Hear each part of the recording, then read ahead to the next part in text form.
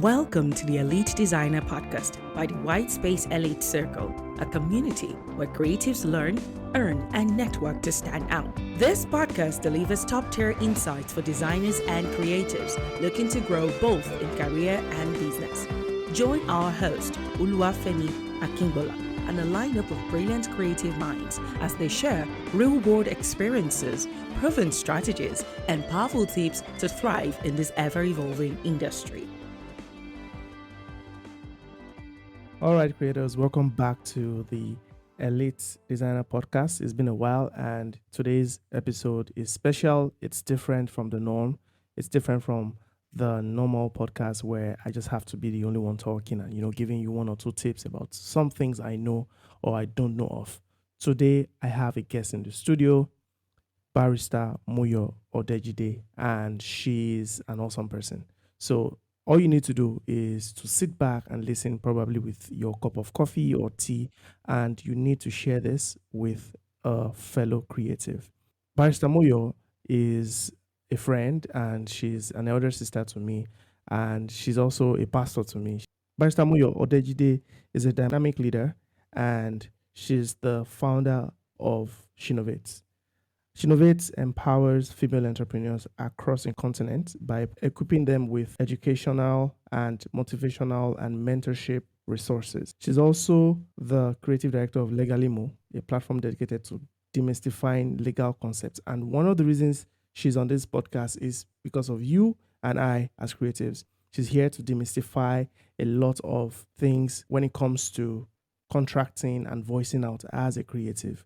We need to learn how to contract, and that is why she's here. With over 10 years of experience, over a decade of experience, our commitment to excellence is evident in all our contributions to legal administration and event management. And of course, recently she authored a book. She co-authored a book, 40's Factor, Unlocking the Power of Midlife. If you have someone that has clocked 40, even if you've not clocked 40, you need to read that book because there are some things that you need to know before you clock 40.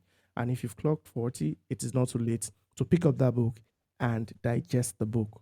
Through our diverse ventures and unwavering commitment, she is an innovator and she continues to inspire entrepreneurs across the board. And today, again, we're so privileged to have her in the studio. And I think I'll just let her say hi to you guys before we even dive into the main discussion for today. So, hi, Ma, how are you? Welcome to the studio. Hi Femi. Good afternoon, good evening, good morning, wherever you are hearing us from. I'm excited to be here and great work that you're doing, Femi. Thank you, Ma. And your introduction is making my head swell. So big. So, yeah, thank you for having me in this conversation. So important a conversation for creatives. And thank you for having me lend my voice. So, yeah, my name is Moyo Odejide. I'm a lawyer, among many other things that I won't go into now. And you can safely call me an advocate for creatives and professionals, because I know that in our present day world, in the creative industry, talent is not enough. Understanding your rights and your contracts and everything is what makes you unstoppable, really. So yes, Moyo Odejide here, and I am an advocate for creative professionals. Yes, thank you. Yeah, so you've all heard that if you're a creative and you need a legal advocate, you can always reach out to her. If you need to, get her contact details or everything, just listen to this podcast till the very end, and we'll tell you everything that you need to contact Barrister Moyo. All right, so let's just, without further ado, move to the very first question, or let me say the very first thing that you need to help us demystify as much as it concerns contracting and voicing out. How important do you think contracting is and voicing out as a creative? Because most people feel that you're a creative and your product, let me put it that way, is not physically tangible. And sometimes, even creative as ourselves as creative, we skip the process of making our points clear and making things known to our clients and customers. So, how important do you think it is to, contract and write, probably an MOU or an agreement before you begin the process of a project or a brief? Right. So interaction is the bane of human existence. And these interactions can be business related, can be friendships, and all of that. I'm just even talking generally. Now, when it comes to creatives, what you guys deal with are not physical products, like Femi said. They are not tangible things like maybe a phone or something like that. They are not products that you physically sell at a location. They are your intellectual property. Mm. And intellectual property is almost difficult to measure and ascertain, because it's not tangible. There is a possibility of not being able to say, to quantify it. Let's put it that way. I want to make this as simple as possible. Mm. So because the way that creative works, you are doing a lot of work which is intellectual. This is the reason why you must, as a matter of standard procedure, ensure that contracts is your savior in the creative space. The reason is your work is not tangible. The amount of hours you put into it, just to conceptualize alone, is a lot. I know, Femi, you can bear me Yes, witness. of course. If a business owner just comes to you Mm. with this grand idea is all he or she has, but you are the one who is able to put it into a physical representation that the target audience can connect to. And so your work is a big deal. Mhm. So contract is very important in the entire scheme of things because it helps you set the right boundaries. It helps you to manage expectations. It helps you to spell out clearly what the expectations are, apart from what it is not. Because most people, when they say contract, Femi, there's a tendency to just say, oh, so that I can get my money. Yeah. Contracts are beyond money. It helps you to manage expectations. You are the one that knows what goes into your creative process, your softwares that you buy, the number of hours Mm. that you invest into, coming Mm. up with a creative idea. And so you must ensure that that process is protected both now and also in the future. And to be able to ensure that contracts are your way out. So it's not something you may do or may not do. It is a must in your processes. Right. So yes, you guys have heard contracting is a must. It is a must. Whether you want to do a 5 minutes logo, a 2 minutes Right. flyer or poster or something. Contracts are very, very important because things happen, people change minds, and situations happen. Yeah. What happens to you Mm-hmm. when those things, really occur? Thank you very much for that beautiful introduction. And the truth is, creatives, we build businesses, we're trying to build structure, we're trying to build brand. And Right. like you said, contracts are not just about getting paid. There are things that help you set boundaries. There are things that help you manage expectations and owning your worth as a creative. So these things are important. Okay, so um, I think I'll just quickly move to the next question. And so, what are the red flags? Because uh, people generally don't really see these red flags. And over my little years of experience, I've seen a lot of red flags and I've been able to identify them myself. But I need people on this podcast episode to catch this point directly from your mouth as a legal practitioner. So, what are the red flags that people can spot to avoid, clients that don't want to obey contracts or are not ready to go by contracting? Right. Okay, so we have first of all established that contract is not a I may do it, I may not do it. It is a must do in your processes.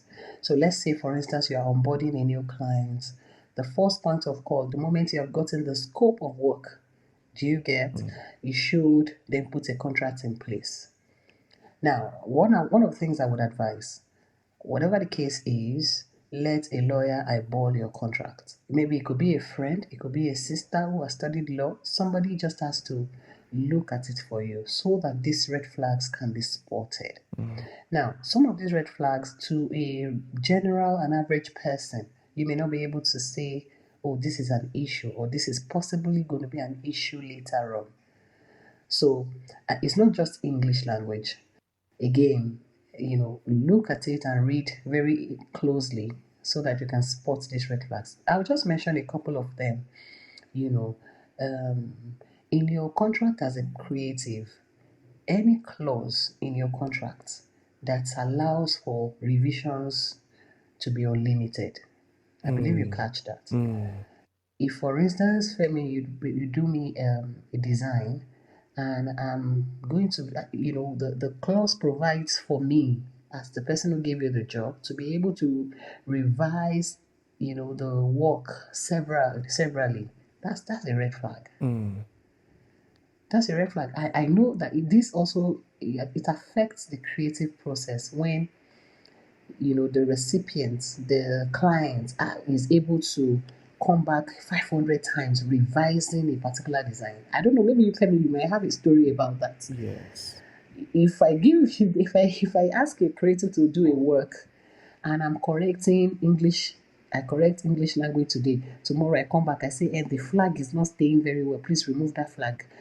And again, I come back again. No, unlimited revision clause is a red flag in a contract. I'm sure you get that already. Yes. Another clause that is going to be a red flag if you see it in your contract is if there are no clear payment terms. Mm-hmm. See, your payment term must be as clear as day, in the sense that it must state the amount involved, the mode of payment, if it's going to be a one-off or it is going to be paid in tranches. If a payment is also, there should be a late fee policy. So if you are not paying as at when due, there must be some punitive measure attached so that the client doesn't feel like, you know what, I can pay anytime I feel like. True. True. Yeah, That is a big but deal. I also feel that some of the creatives are scared to, for instance, implement a Yes. late policy measure, for instance. Fee. Yes, because Yes. they're So like, I don't want to lose this person, so I'll just play by their rules. right. I get that. I get that honestly. And I'm also not a believer of, lose any clients. No. I believe you should retain your clients as much as possible. But you also don't want to get into a situation where your money is not paid. Mm, So that's why you must be a friendly um term. It must be friendly. Your tone must be friendly, but you have to really be specific about these things. And it is also going to be as you grow as a creative. You may not be able to say some of these things at some level, but as you grow as a creative, you must begin to put structure into what you're doing. And this is part of the structure. So I understand the place of maybe a creative is still feeling like, I don't know. But you have to actually make up your mind that this is what I want to do and this is how I want to run this business. Because your work is a business. It's just in true. the creative space. Yes, Yeah. exactly. So policies that should be in your contract should be there. However, you may now decide that I'm not going to action this policy. Do you get? Yes, true. True. Maybe you decide to make an exception for some clients. Maybe some clients are family, are friends, and you decide to say, okay, let me bend the rules. But at least those terms and regulations and rules should be in your contract so that you are good to go in case of any incasity. The third one I would just want to say is when the ownership of the work is also is not clear, is vague. Mm, That's also a big deal. It's a red flag in a contract. You see, the owner of the work, the ownership.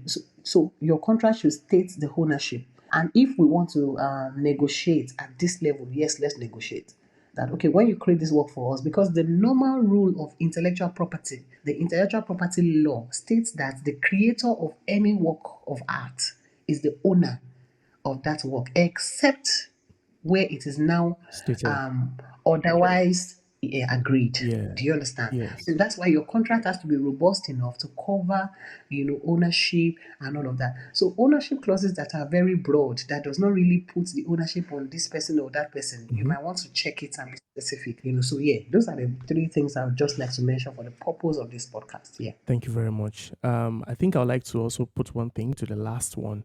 I think Right. in my little years of experience, because I read wide and I love to understand the things that I do, I discovered that, or I read somewhere that ambiguity in a contract favors the person that did not draft it. I'm just trying to push it out to creative that don't be too ambiguous, be as Mm-hmm. clear as possible. Because when Yes. you're ambiguous, the person that you are writing the contract to is actually favored Mm-hmm. when you are very ambiguous. You can't put it like this that reviews are part of this contract. That is very ambiguous because Very, the very person will say, ambiguous.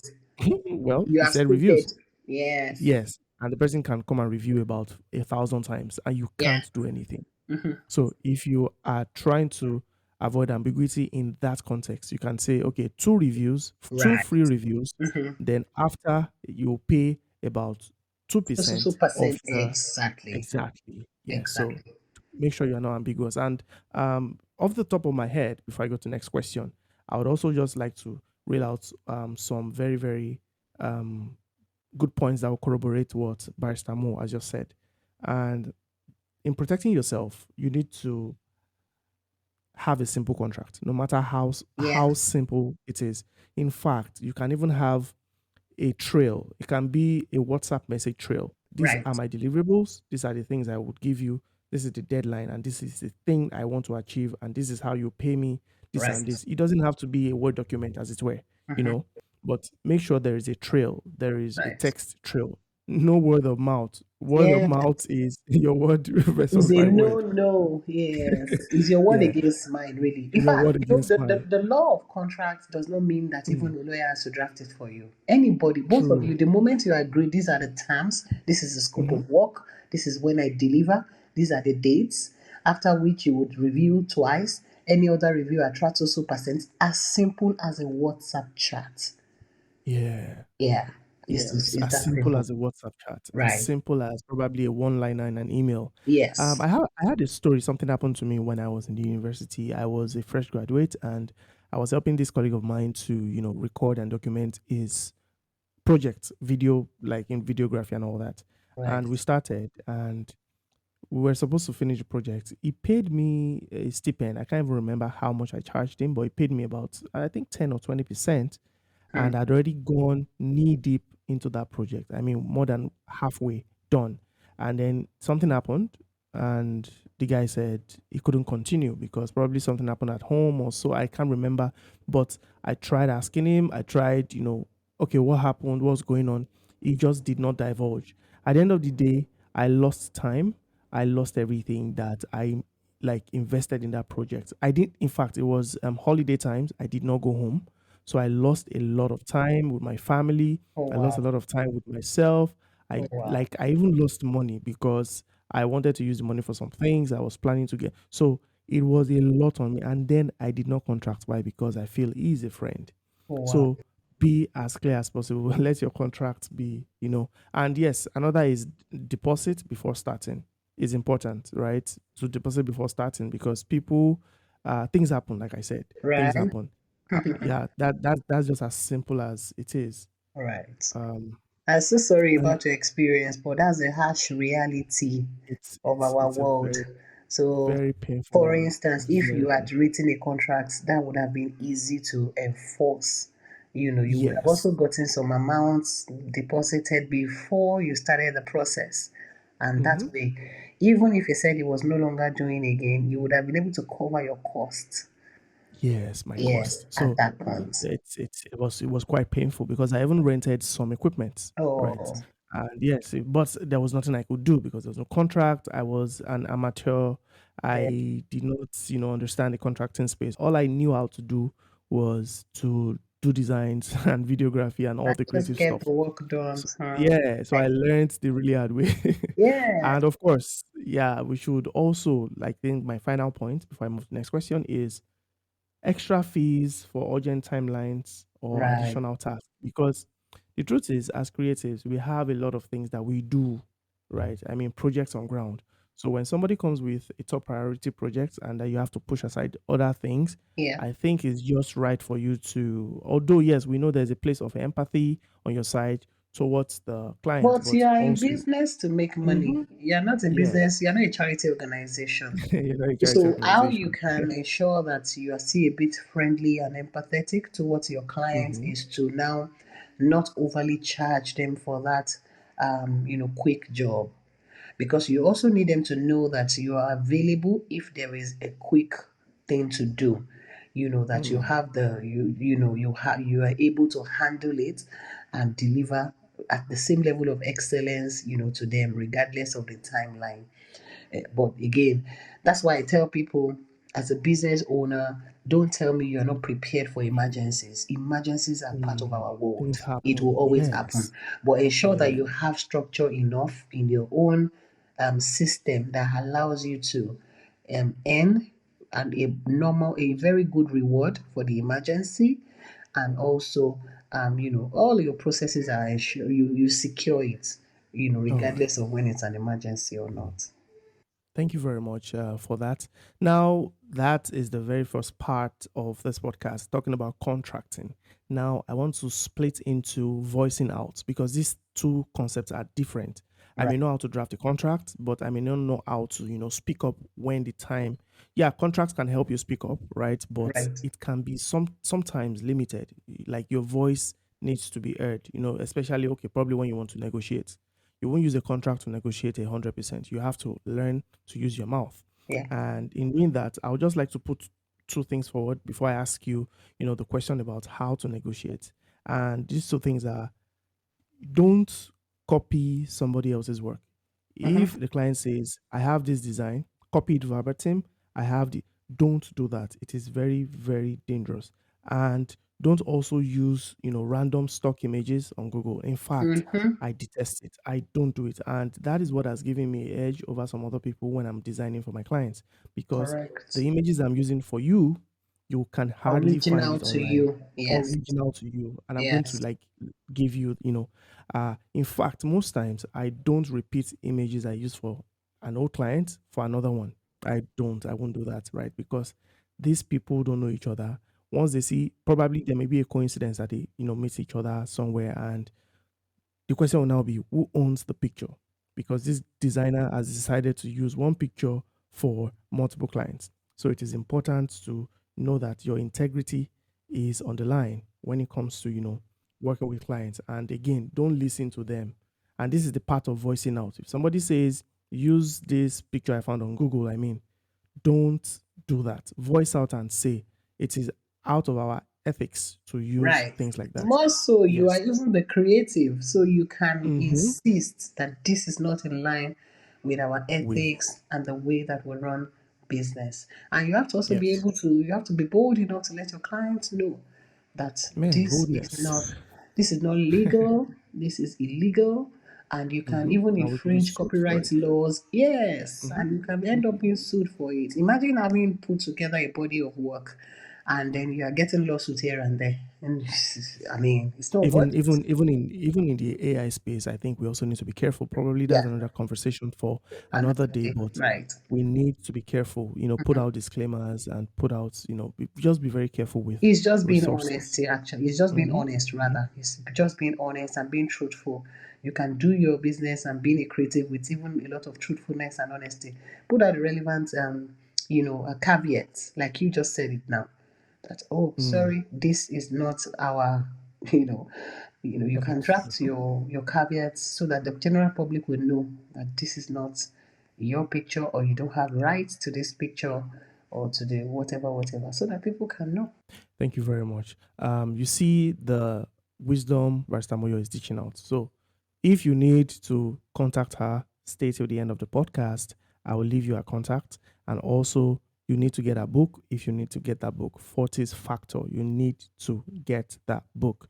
All right. So the next question, big question: how do I negotiate? I'm an introvert, but I'm a creative. People have that question. I'm an extrovert. People think I'm a browbeat and I'm too colorful. How do I balance that? How do I negotiate? So that's the question I'm asking you now. How do creatives, no matter who you are, negotiate? All right. Negotiation is a big deal for everybody, and it's not even just in creative space. Most people, that's where they have the most challenge. But again, when it comes to negotiation, you have to think about the is correct perception of the value, the worth of the work. Do you understand? You have to Mm, be able to know the value that the work worth. That's one. The second thing will be ability of the clients to pay. Because even as lawyers, we don't necessarily charge the same amount across board. Yes. So there are Yes. some clients you will know that they don't have the ability to pay. But I'm not saying you shouldn't charge your money's worth, even with those kinds of clients. But you will charge in a certain level, and the same work, you might be charging an high net worth individual. You may charge the person times 1,000 of that amount. Okay, let me give you an example. If, for instance, I'm registering a company for a business owner that walks into my office and says, "Oh, I need to register a business. I just want to start this thing. It's just going to be my side gig." Do you understand? And I said, "Okay, Mm-hmm. great. I know that maybe I need 100,000 naira to get the thing registered with the Corporate Affairs Commission. I know that I need another 50,000 naira to cover my costs, my time, and my expertise, right? Bill Yes. such a client a certain amount, let me say 200,000 naira.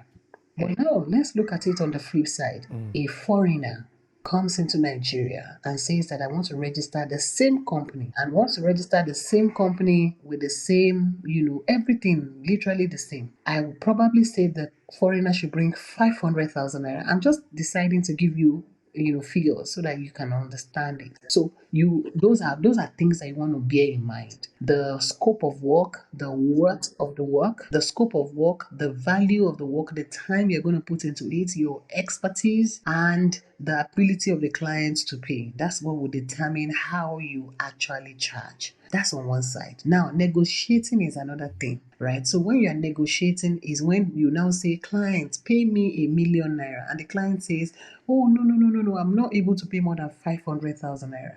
You must be able Mm. to put forward the amount. Before you even give a client an amount, you must already have a benchmark that you cannot go below. Yes. True. Yes. Mm-hmm. An amount that is a deal breaker. If for instance I charge you 1,000,000 naira and you say you have 100,000 naira, I will just tell you, How does that go. correlate? Do you understand? Yes. Yes. In fact, even if you tell me 500,000 naira, I would be willing to negotiate further because I know that still shows that you have respect for the value. Mm. You know the value. Do you Yes. understand? Talking about You know, respect for value. Yes. Yes, Yes. you have, and the softwares that creatives use, I know they are not for free. They are paid in dollars. Mm-hmm. Mm-hmm. So we are not talking somebody trying to cash out here. Mm. And if I cash out based on the knowledge that I have acquired over the years, it's also not a bad idea. Mm. So you must understand that negotiation is not something that has to be aggressive and everybody is shouting. No, that's not negotiation. Negotiation is you must be able to bring forward your strong reasons why this is the amount that you will charge for this service. And Yes. you cannot afford to be apologetic about it. Mm-hmm. Mm-hmm. Yes, so you are not begging. They have come for your intellectual property, and you must be able to package it in a nice manner and insist that this is what you are proposing. It should not become a conflict situation where everybody is now shouting and all of that. No. So that's why when you are negotiating, put forward your amount. Also, be able to clearly list out the what the client will get. Oh yeah. If you get what I'm saying, yes. Yes. Oh, Yes. these are your deliverables. I'm also going to be giving you this for free. I would also, ensure that you'll be able to cover that area very well. Then put forward your amount. If they come with a counter offer, be ready for it. Mm. It's called negotiation. Mm. So when they come with a counter offer, appreciate them. Tell them, "Oh, thank you very much. I see the way you are thinking, but this is the amount. This is the best we can do in the circumstance. We're going to deliver this in requisite time. We don't delay. We do our work excellently. By the time we are done, you will have little or no adjustments. You want to sell your market. Let's say the way our Igbo brothers will do. Yes. You sell your market. You advertise Yes. yourself. So and then if there are ways where you can also compromise or share alternatives, that okay, if you don't want to pay this amount, then I will use this other software for you that doesn't cost. You are the one that knows the alternatives Mm. that you can make available instead of just outrightly saying no. True. All right. Yeah. So don't you know your value as a creative, generally speaking. Let me just stop here. Know your value and don't apologize for protecting your value.